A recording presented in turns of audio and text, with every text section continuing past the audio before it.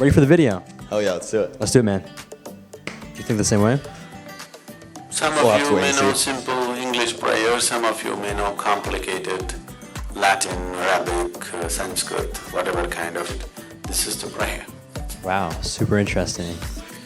So prayer is not just vocal. Sitting on your, just not doing anything and just being like, oh, I want to do this, I want to be rich. No, people think they see a couple TikToks on law of attraction. They're like, oh, if I just start talking about the things that I want and speak it out to the universe, then it's going to happen. So growing up, I actually went to Catholic school. So, they brainwashed me to believe that. To be completely honest, I still don't really get his point yet.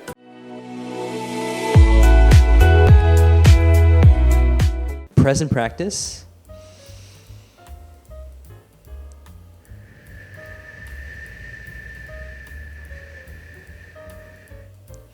What's conscious? This is Vish and Again. And today we'll be responding to Sadhguru's video on prayer is not a long distance call. So again, real quickly, what does prayer mean to you? For me, it's just staying conscious in the moment. Love that. I'm an aspiring yogi and I've been meditating for over 4 years now. Love all things meditation, yoga, and wisdom based. And today I'm grateful to have Gen on the show. Want to introduce yourself? Yeah, 100%. My name is Gen. I have a YouTube channel. I do everything from mini documentaries, interviews, street interviews around various topics, whether it be social or controversial. Well, I appreciate you for being here again. And all of his stuff will be down below. Let's get into the video. Perfect.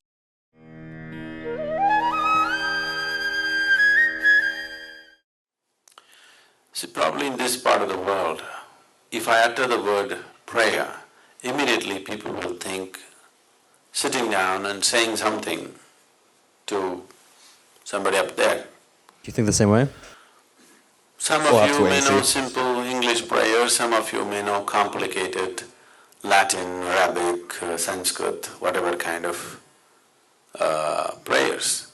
But essentially, prayer unfortunately has been understood as a way, like it's some kind of a long-distance call. Prayer is not an act, it's a certain quality that you bring into your life. In somewhere in 1860s, certain missionaries came to central part of India, which is now called as Madhya Pradesh, and they were scouting the tribal districts because that is where the potential conversions are there. Then they heard there is a particular yogi around whom thousands of people are gathering. So they thought he's built some kind of a church and people are gathering, let's go and see. Competition, So they went there. When they went there, they couldn't believe this. There was no church, there was not even a home. The yogi was just sitting under a tree. All he had was a loincloth, bare-bodied. He was just sitting there. Somebody who looks like he's not worth anything. Then they got a little encouraged.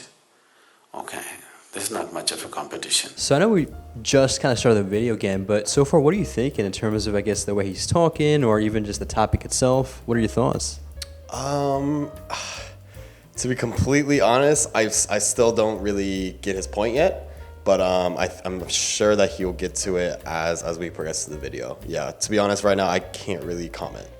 Well, dude, that's a great answer because, first off, as we mentioned in other videos, some of these deep questions can only be experienced, and really it's hard to answer, and it doesn't do it justice, right? So I love that open-mindedness as well with, being open and not just dismissing him immediately, saying that he's not getting the answer. But yeah, let's find out if he does answer this question. Yeah. But then they found hundreds and thousands of people gathering around him. Then they were amazed, oh, what's happening here? He must be having some kind of power. So when they got an appointment with him, they asked, what kind of prayers do you teach? Then he looked at them and laughed, said, oh, you are men of cloth, you are men of prayer, aren't you? You have done much prayer obviously in your life. Today, you just see some prayer. Don't do it, just see it. I said, how can we see prayer? He said, just watch me now. And he took some vegetables and started cutting. He said, this is my prayer, just watch it, quite carefully watch it. This is the prayer. Wow, super interesting. So prayer is not just vocal. Prayer is a way of involving your whole body and getting it into a certain attitude of receptivity, of seeing. Prayer is essentially seeing that your presence here is so minuscule actually. You are just a speck of dust in this existence. Tomorrow morning, woof, if you disappear, nobody is going to miss you. A few people around you will cry for 3 days and then they'll forget about you. Rest of the existence will just go on fine without you, isn't it? All of us disappear. Still this world will go on wonderfully well, maybe better. Yes or no? This self-assumed importance that man has created within himself, when you keep it aside, you are in prayer. If you manage to keep aside the assumed importance that you have for yourself, then you are in prayer. You don't have to say anything. So prayer not being a long-distance call. Definitely an interesting video, and I love the kind of story he shared. What are your first thoughts on this, first impressions? Yeah, I mean, you know, okay, so growing up, I actually went to like Catholic school, so, you know, they brainwashed me to believe that. Were you also religious or just going to the Catholic school? Yeah, just going to the Catholic school. I wasn't religious, like my parents aren't. But yeah, I remember like as a kid, I would, you know, during those years where I was in Catholic school, I would definitely like pray a lot. Like if I wanted to like do well, like in a soccer game or something like that, to reach out to Jesus Christ, their God, and yeah, ask for wishes essentially. Yeah. So with that being said, I mean, do you still do the same, or do you think you've moved beyond it? And if so, why? Yeah, I don't really do that anymore in terms of like prayer. But yeah. Do you have other forms, or yeah, why do you not do it anymore? Well, I guess like for me, I don't like believe in this like religion or, you know, some dude in the sky. I believe it's more kind of just like I guess a higher power that's throughout omnipresent through the universe. So yeah, I don't really do that. I guess meditation is in a way a form of prayer. Do you meditate yourself? Yeah, I do. Yeah, I try and do it as frequently as I can. Yeah. What forms of meditation are we talking about? Yeah, actually my favorite place to do it is in the sauna when I'm just like steaming hot, and yeah, I do it for like 5-10 minutes where I just take deep breaths and then just see what comes up in my head.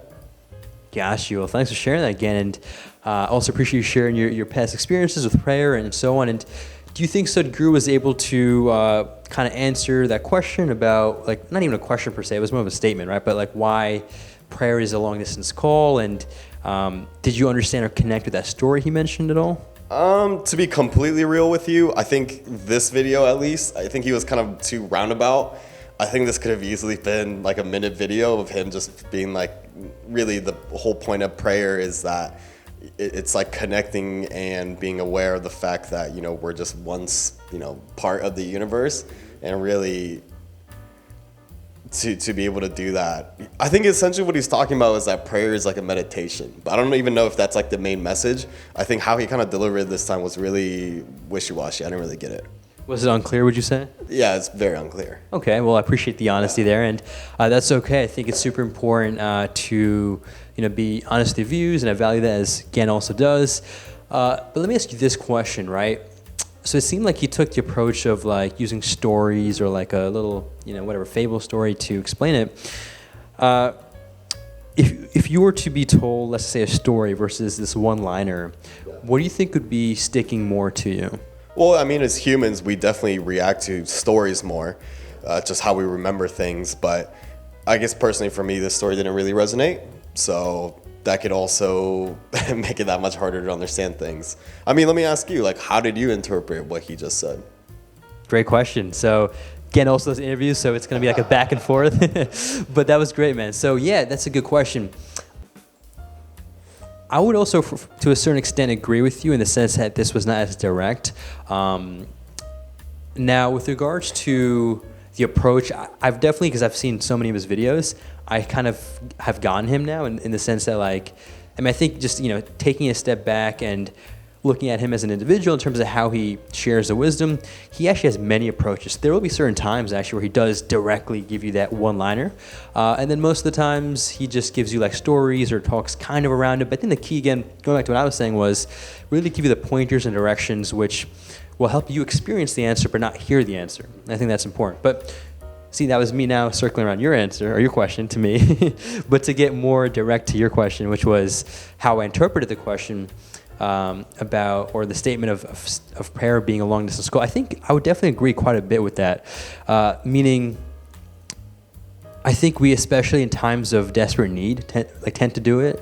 Otherwise, we don't think of God. And so, is that the best way to go? I don't know, right? I mean, I feel like during times of like extreme stress, if it could add a certain level of comfort within yourself, maybe sure, in that minute, that's okay, that prayer that you do, if you have someone dying and you're wishing them the best and you want them to survive.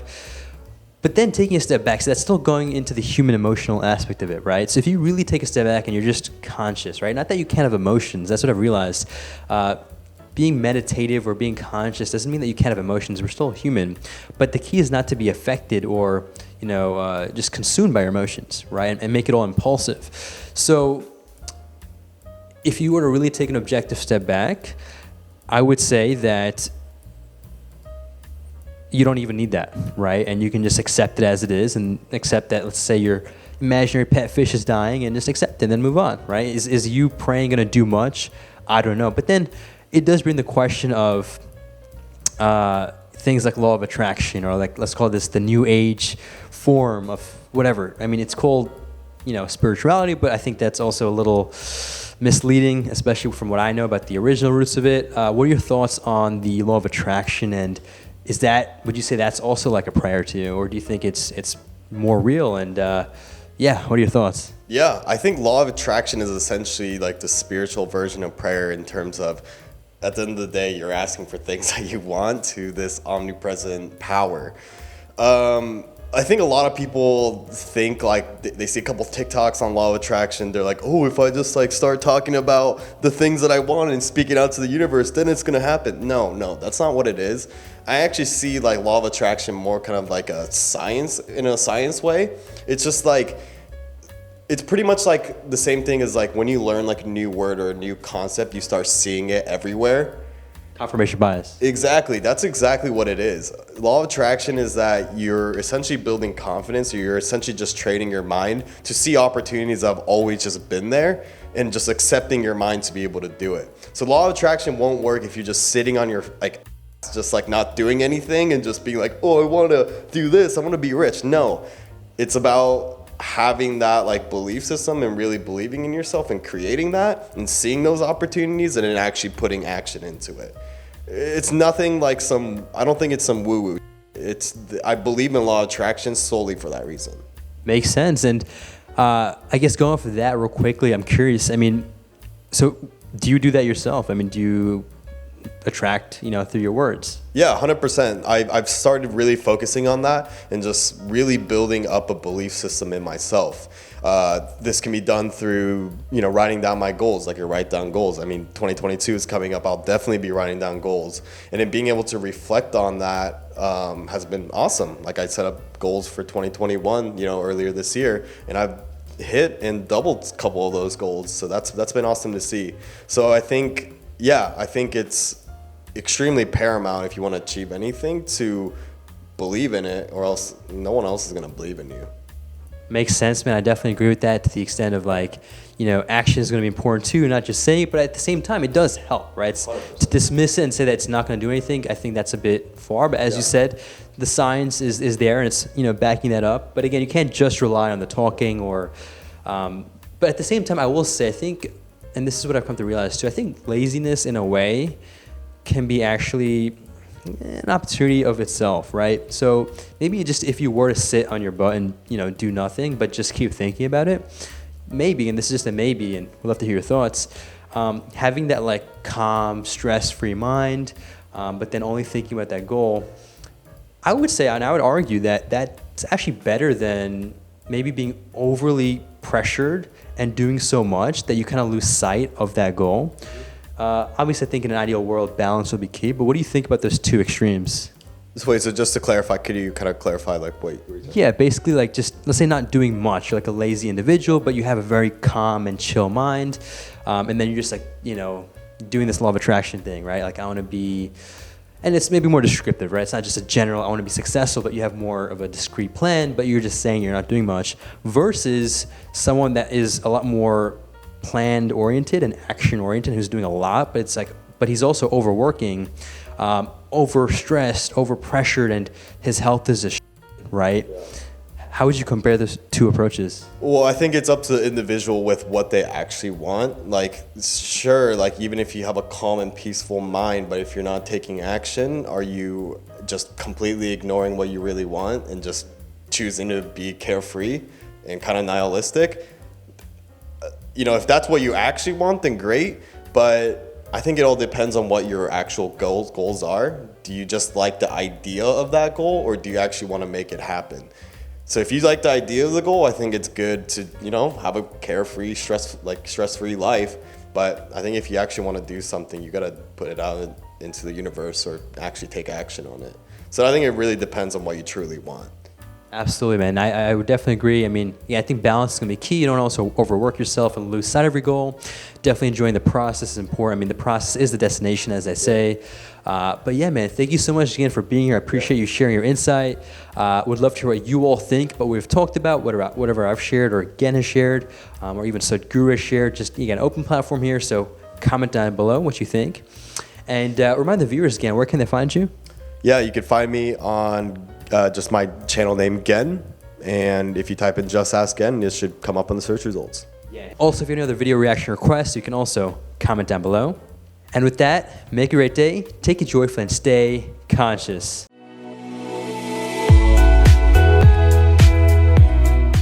Awesome job again. Yeah, thank you. You did great. Perfect.